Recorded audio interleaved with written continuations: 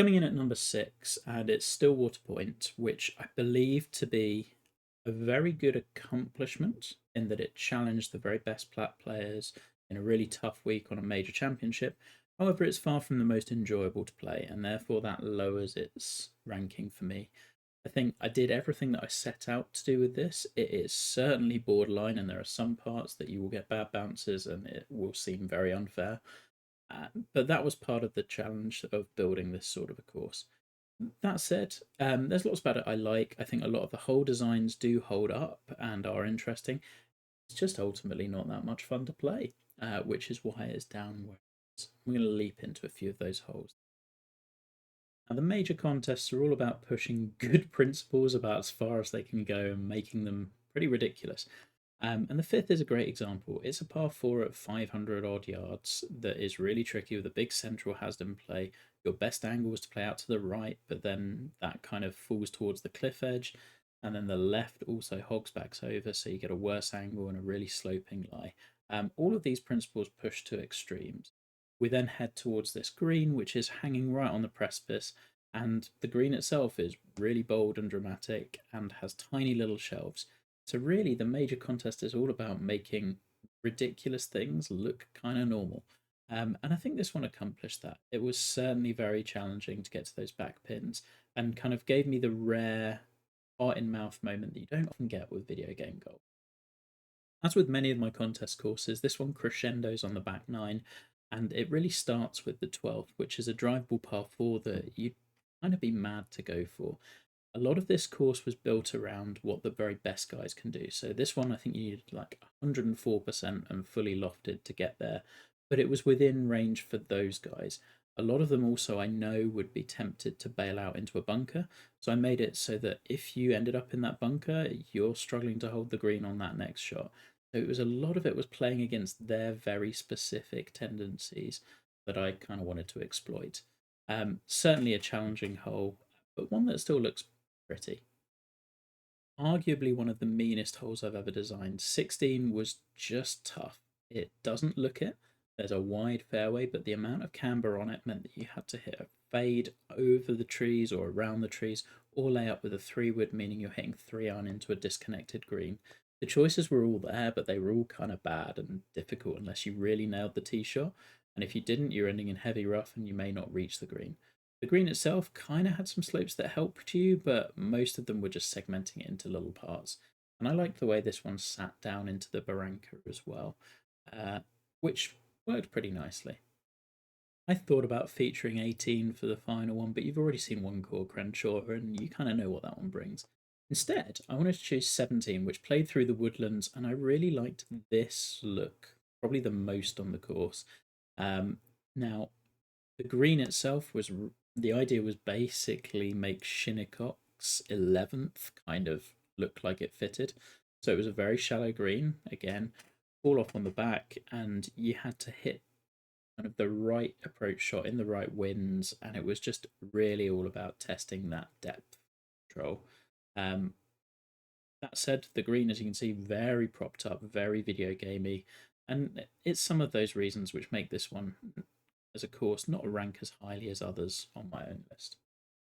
In at number 5, and with thanks to Energizer who helped out with a couple of holes, 5 and 6, and this little village we're looking at now, comes West Yara.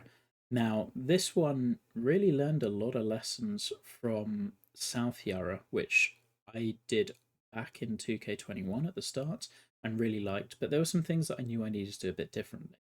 I needed to have more short par 4s, probably a few more like, subtle dog legs, and also there was some of the scaling of the bunkering that I just didn't get right first time round. Suddenly, with some new assets and trees and a new designer, this was the one that I thought I would best use to kind of stress test what it was able to do. So the majority of this was built before the game was released, so that I could send some bug reports and things back to them and just check that things worked. That being said, it maybe doesn't have my best 18 holes, but because the designer was relatively new to me at the time and there was a lot of kind of interesting stuff going on with it, it ranks higher than maybe some others might. So I'm going to look at the best holes on this course. Testament to some of those principles, the first hole was always going to be a short par 4, and this one, sharing a fairway with the 10th, was a bit of a tribute to South Yara, which did the same thing, as do a couple of other sandbelt courses. You had plenty of options from the tee, whether trying to bump the ball as close to the green as you could do or laying back up for angle and distance. And the green was severe enough to make you think about that. That said, there are certainly some ghost breaks on this course that we didn't know we could see at the time. They updated the green grids for us, I want to say, about a year later. So maybe this one has some funkiness to it. If so, that's the reason why. With a lot of these courses, you get into the flow of them as you go, and so one of the very last holes fully designed or redone on this was the fourth. I think it's probably my favourite on the course as a result. There's some bunkers down the right which guard the ideal angle, but the second shot sets up kind of in a saddle over these two bunkers. You can bounce the ball in, there's a bunker beyond, it ties in nicely to the planting. And the green is spacious and gives you enough to do with it. There's also room for you to look around and see a couple of other holes from this green. I think this one was really simpler than quite a few of the other holes, but worked out pretty well. Back to the shared first and 10th, and this one we're going right onto the 10th hole. Now, this one, the bunkering and one specific green feature really made it for me. I always liked the way that these bunkers, short of the green, kind of scalloped and fanned around the corner, but the defining feature of this hole was the simplicity of the green, really, of just having this one big false front that you were trying to get your long approach just over. And the amount of times people would roll down in the early game and then be faced with an awkward chip back up was perfect. That's kind of why I love these courses when they're early game, because people haven't yet mastered it and everything doesn't feel quite so easy. It makes some of those decisions really matter. Squeezed in off the back of that green was the 11th, and this one just tucked in really nicely, I felt. Maybe a little overgrown, and the bunkers are big and bold, but I always like a short par 3 on a sandbelt course, and you can do an awful lot with the green. Now, this one has lots of little half tiers, we would call them, and really just tested that precise approach with the wedge. But I like this one because this was the one where I was really playing around with the planting, having done that first on this hole. And so there's lots of little details that maybe you won't find on some of the others. Number 4 brings us to 3 Mile Creek, which was my entry for the Dream Team contest built on a plot by B.S. Petty.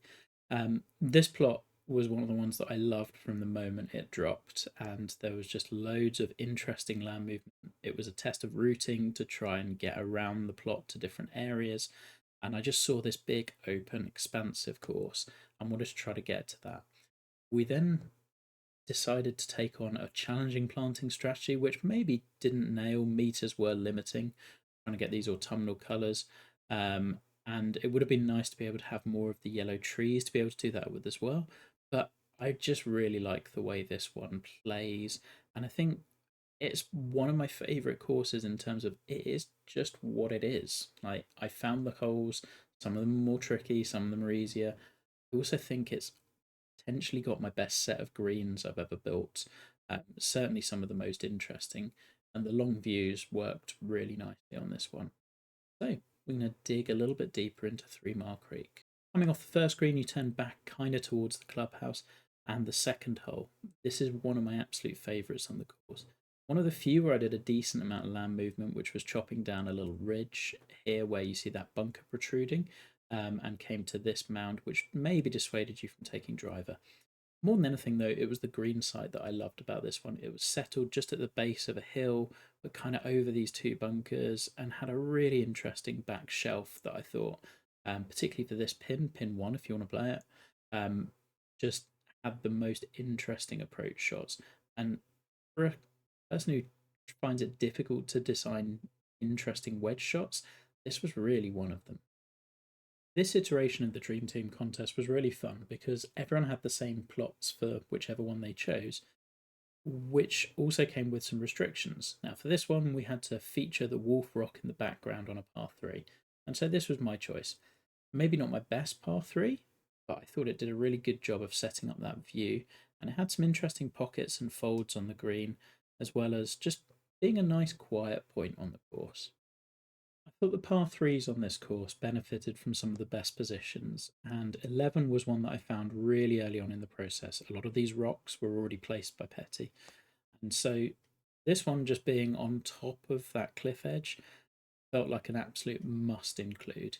It also had some really interesting natural green contours that I just softened, and that made this one what it is. It's really quirky, it's different with the rocks guarding the green in front, but that was kind of what made it for me.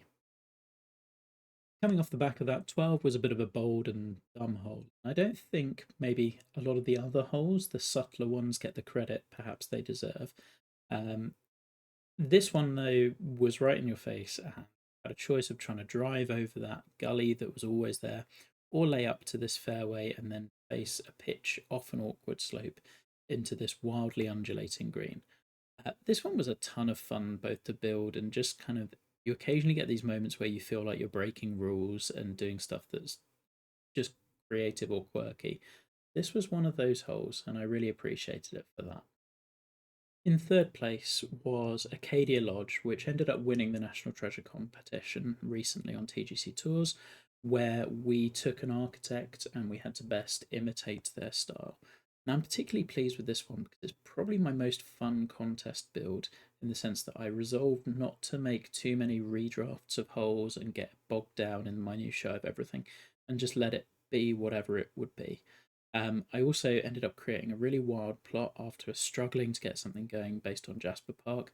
This one, this plot fell into place in about 30-40 minutes, and I absolutely loved it ever since. It's based on the coastline of Maine in New England rather than being in Canada, but it very much features a lot of Stanley's hallmarks of how he went and designed courses with the undulations, the out and back sort of routing, and just some interesting bunkerless holders because it was so different to my own style, as well as obviously you get positives from winning a contest, but this one really it was just the process of building it that made it probably my one of my favorite builds recently. The first hole we're going to feature is the third hole, which plays massively downhill and was one of those bunkerless holes that I wanted to include. It opens up the view of the ocean, and you can play driver, you can play three wood, but you kind of want to be positioned around about here in the fairway to get the best look at the green. The hole's main defence was that hill on the right hand side, but then a green that fell from front to back, which meant that you had to be a little bit more precise on your approach. This one was just simple, but it really felt like it belonged. The seventh was a wild and undulating par 5, which are two adjectives that could be applied to most of the course. This one, though, traversed uphill, which is always more challenging, and you have this interesting bounce around the corner kind of approach running down to this green. And I thought that it was a good way to introduce the lake below, which then was kind of your middle portion of the course before you return to the coastline. It was just a lot of fun bouncing balls into the screen and seeing the wide range of outcomes that you could get. It was a nice transitional hole as well. Back to back par fives wasn't ever on my initial plan, but when these two came out in the routing, it made complete sense. They were also totally different. One was flat and lakeside, and then the next was tumbling downhill. I always really liked the bunkering here. I was trying to be as artistic with the Thompson bunkering whilst keeping some of my own style.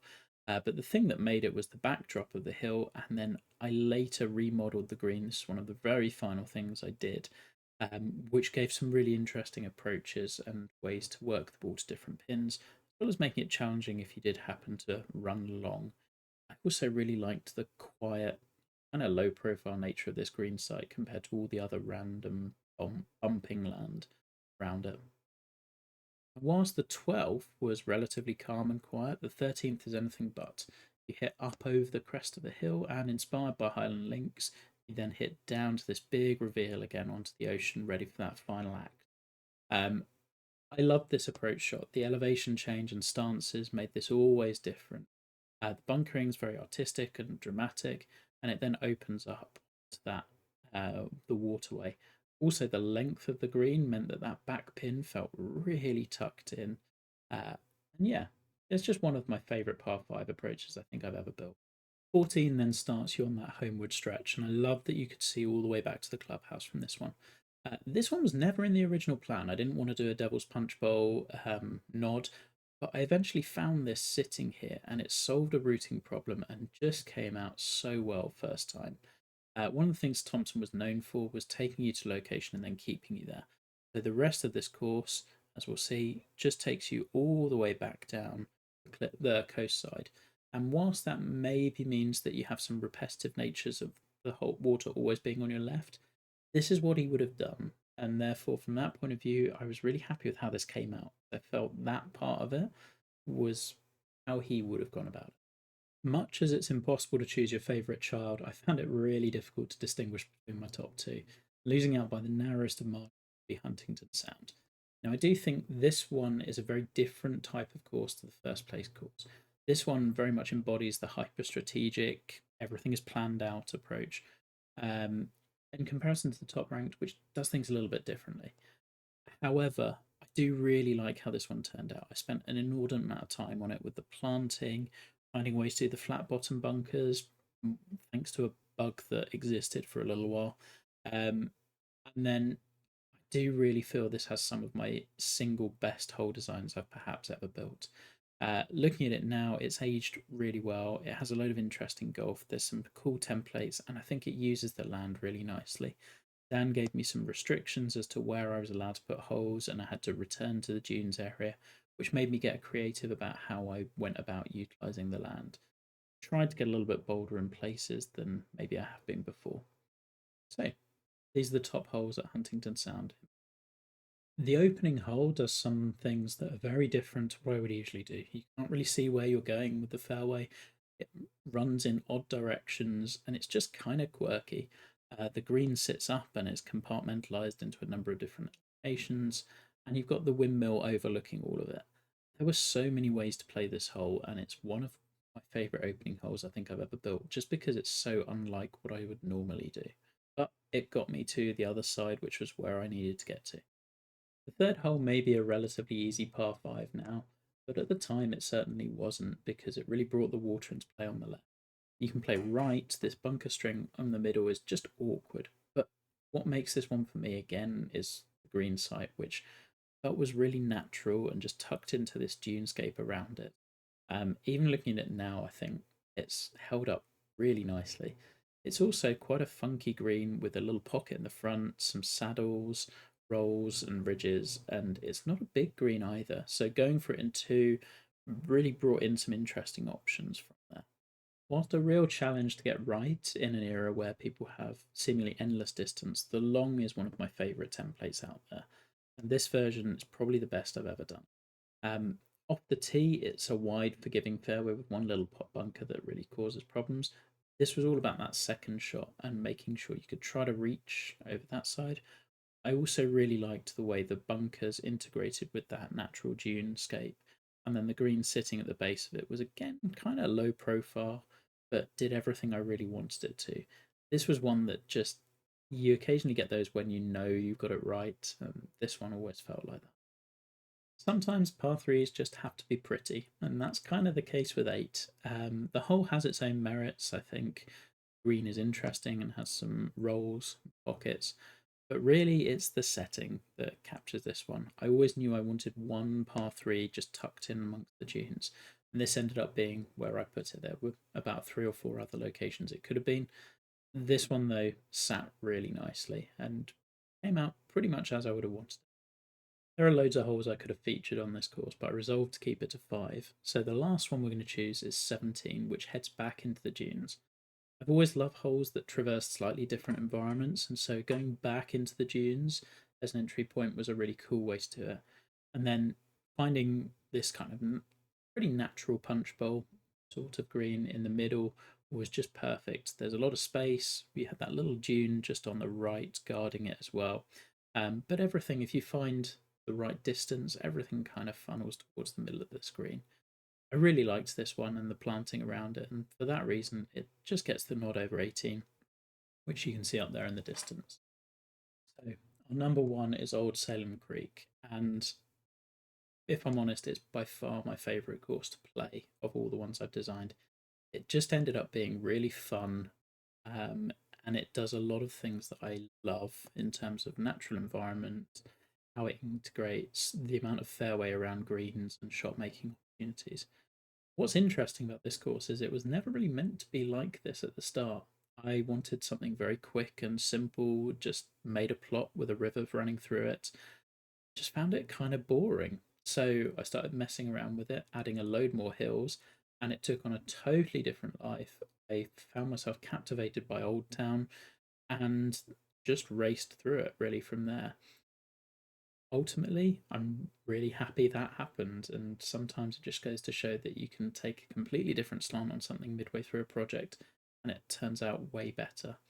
Um, this was, I don't think there's a single weak hole on the course. The argument might be that 11 is maybe the slightly weaker one, but really, I think it's got my best set of par threes I've ever built. Certainly the best set of par fours I think I've come up with, and the par fives are pretty strong as well. And add to that a really interesting environment.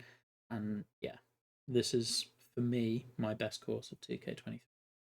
I'm going to dig into a couple of the reasons. Starting off with the first hole. Now, this takes you right down to the creek and introduces that early on. You've got all the planting and lovely autumnal colours, but a ton of fairway in which to hit. You don't need to race the ball down close. You can lay up with a 3-wood and you'll have a good shot into the green.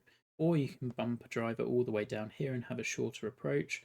Angle's still kind of mattered into this one, and the green has some interesting contour on it. But it was a gentle opener whilst giving you a lot of choices and really introducing the course to you, which is what I think an opener should always do. The third hole is possibly one of my favourite par fives, even if I've ever built, although it may be the second favourite on this course. You had this bunker cluster cutting in from the left, which made you push it out to the right. But as ever, what made this was the approach and the green and some of the subtle things surrounding it. There's a load of space around it. You could hack it out way to the right and still have a shot in. But this little spine running off between bunker to bunker would guide some approaches into this bunker or make you take it a little bit closer to these two. The thing I always loved most about this hole was the way the back bunkers integrated with the hole and the natural environment. Splining these was really, really tricky, but I'm so glad with how it came out. I do firmly believe this is probably my best ever set of par threes, and the fourth is a really strong entry. The diagonal staggered bunkering worked really nicely visually. I love the colour of the grasses and the autumnal colours. And the green is trickier than it looks. There's a lot of subtle breaks in it. Generally runs towards the front, but then there's this spine towards the back as well that directs balls. The reason the third isn't my favourite par 5 on the course is because the seventh exists. 7 is a wide open fairway and is my interpretation for this course on the Coram Crenshaw template we all know and love.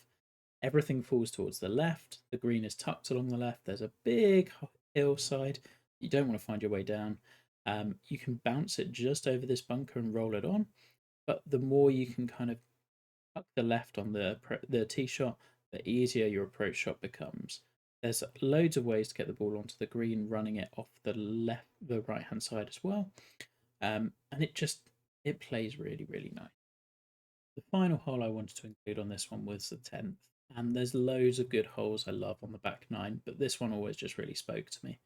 As ever, with a short par 4, we've got a creek running down the right hand side, but what I found made this more than anything was the green and the bunkering around it. So you could lay back, and for me that's prudent with a lob wedge in, but then you have this green just tucked in amongst the creek that falls from front left to back right. So trying to land the ball close to the pin, you've got to be careful with spin. It became more tricky the closer you were to the green.